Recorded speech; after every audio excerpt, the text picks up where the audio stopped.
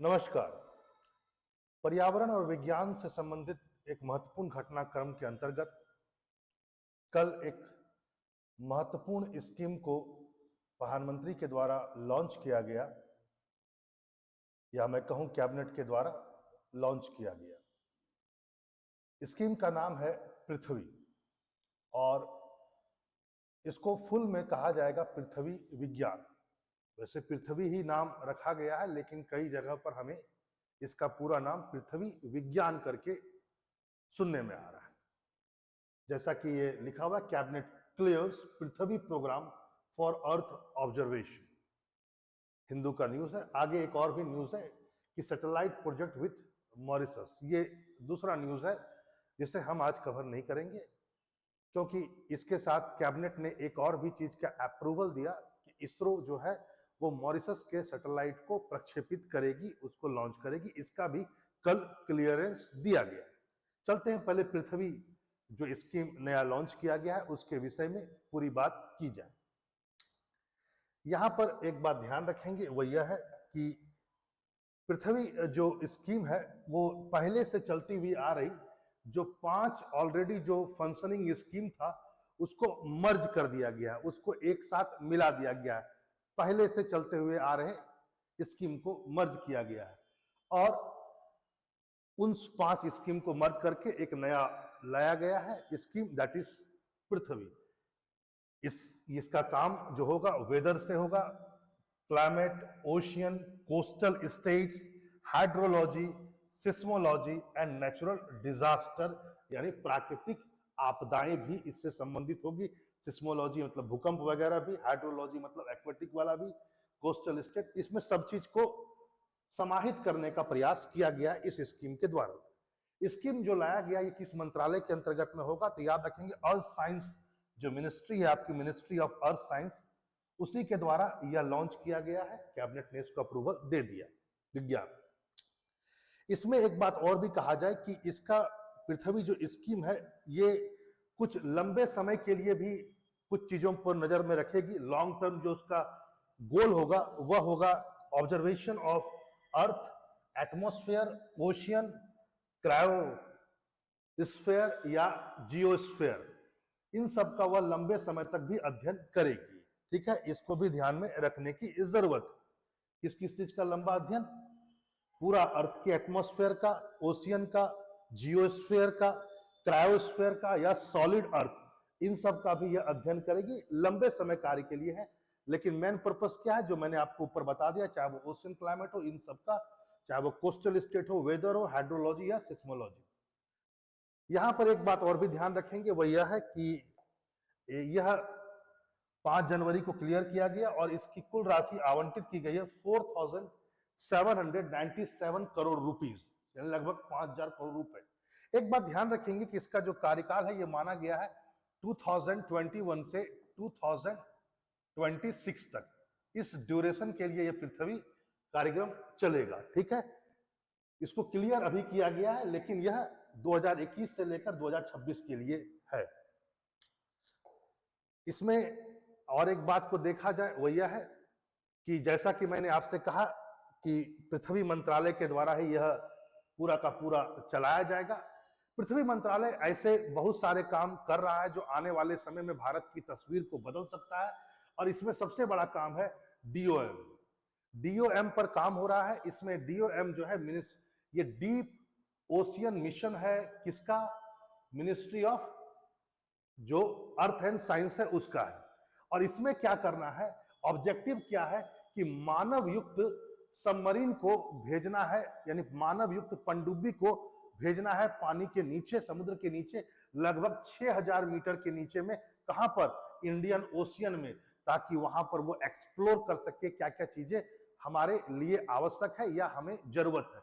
उन सब चीजों को एक्सप्लोर करना भी एक बहुत ही इंपॉर्टेंट पहल है जो मिनिस्ट्री ऑफ अर्थ कर रहा है। यानी कि अभी जो अर्थ स्कीम आया है इससे अलग यह स्कीम चल रहा है।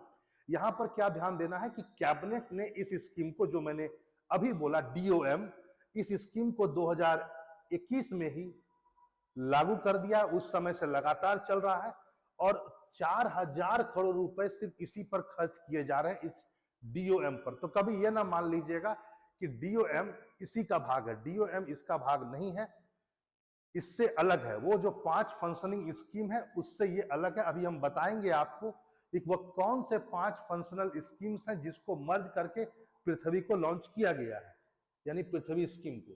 फिलहाल आप एक बात और भी देखें कि कौन कौन से ऐसे इंस्टीट्यूट है या डिपार्टमेंट्स है जिसको जिम्मेदारी दी गई है इस पृथ्वी स्कीम को पूरा कंडक्ट करने के लिए।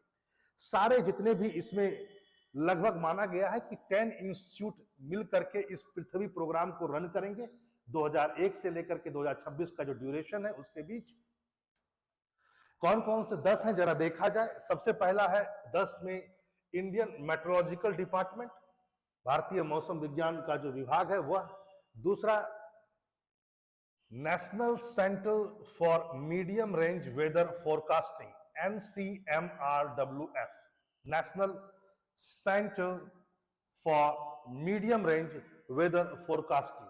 इसका मुख्यालय नोएडा में है, इस बात को ध्यान में रखेंगे, ये जो मीडियम रेंज वाला है। आगे है तीसरा centre for marine living resources and ecology, CMLRE, centre for marine living resources and ecology. ये बहुत पुरानी संस्था में से एक है। माना जाता है कि इसकी स्थापना 1998 में हुई थी। इसका हेडक्वार्टर कोच्चि है। मत्स्य के क्षेत्र में, मत्स्य अनुसंधान के क्षेत्र में ये बहुत काम करता है, ये marine living resource and ecological centre जो है। और सागर संपदा इसका एक अनुसंधान पोर्ट भी है, याद रखेंगे, जो ये काम करता है। सागर संपदा एक अनुसंधान रिसर्च पोर्ट है, जो सेंटर है ये, जिसके थ्रू ये काम करता है, ध्यान रखेंगे। अगला है, ये तीसरा था। अब चौथा नंबर पर देखिए वह कौन सा इंस्टीट्यूट है जिसमें शामिल है, national centre for coastal research, national centre for coastal research. इसका हेडक्वार्टर चेन्नई में है, याद रखेंगे कहां पर है, चेन्नई, तमिलनाडु। ठीक है, इसका हेडक्वार्टर चेन्नई, तमिलनाडु में है। आगे देखते हैं अगला, चौथा हो गया। अब हम लोग पांचवें पर आते हैं। पांचवा है national centre for seismology, national centre for seismology यानी भूकंप के लिए। इसकी जो हेडक्वार्टर है ये न्यू दिल्ली में है, ध्यान में रखेंगे। अगला है national institute of ocean technology, NIOT not, यानी ये छठा हो गया, national institute of ocean technology. इसका भी हेडक्वार्टर आपका चेन्नई में है और ये 1993 में स्टैब्लिश हुआ था। 1993 चेन्नई में हेडक्वार्टर, ये छठा हुआ, national institute of ocean technology, Chennai. अगला है national centre for ocean information services, national centre for ocean information and services. अच्छा, ये सभी अर्थ मिनिस्ट्री के अंतर्गत में ही है और इसका हेडक्वार्टर जो है INCOIS, जो मैंने कहा ओशियन इंफॉर्मेशन सर्विसेज, इसका हेडक्वार्टर हैदराबाद में है, इस बात को ध्यान में रखेंगे। आगे है national centre for polar and ocean research, national centre for polar and ocean research, ये गोवा वास्को डिगामा में है। ठीक है, पोलर वाला जो है आपका ये गोवा वास्को डिगामा में है।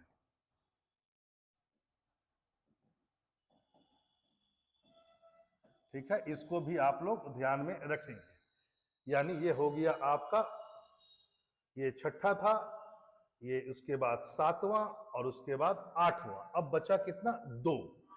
अब अगला है Indian institute of tropical metrology, Indian institute of tropical metrology. ये इसका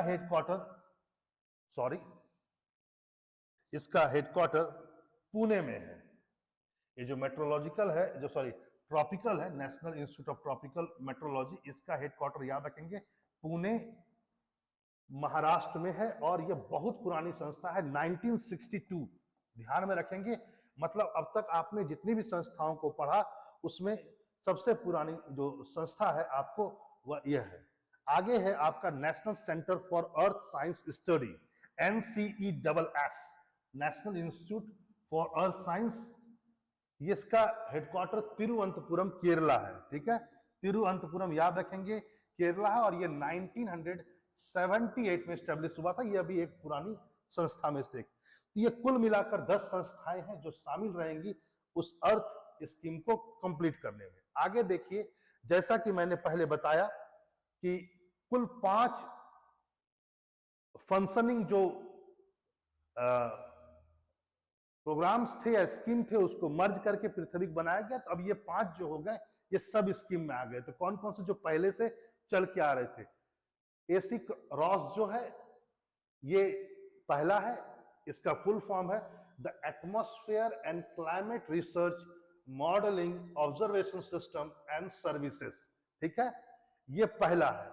यानी एसी रॉस हम लोग ऐसे कर सकते हैं, अक्रॉस भी आप कह सकते हैं, अक्रॉस, ओके, अक्रॉस, रॉस तो नहीं है, across, the atmospheric and the climate research modelling observing system and services.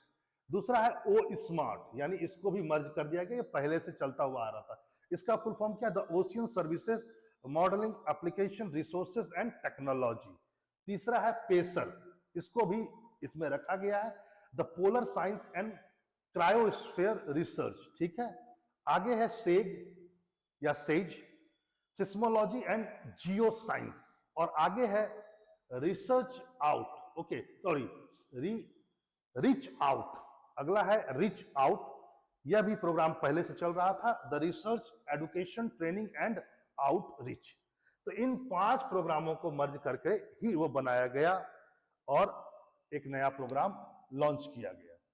तो आपने देखा कि कैबिनेट ने इसको अप्रूव किया। मैंने एक बात और भी कहा कि कल ही के दिन कैबिनेट ने एक बात और भी अप्रूव किया था, वो यह था कि इसरो जो है वो मॉरिशस का उपग्रह को लॉन्च करेगा, ठीक है।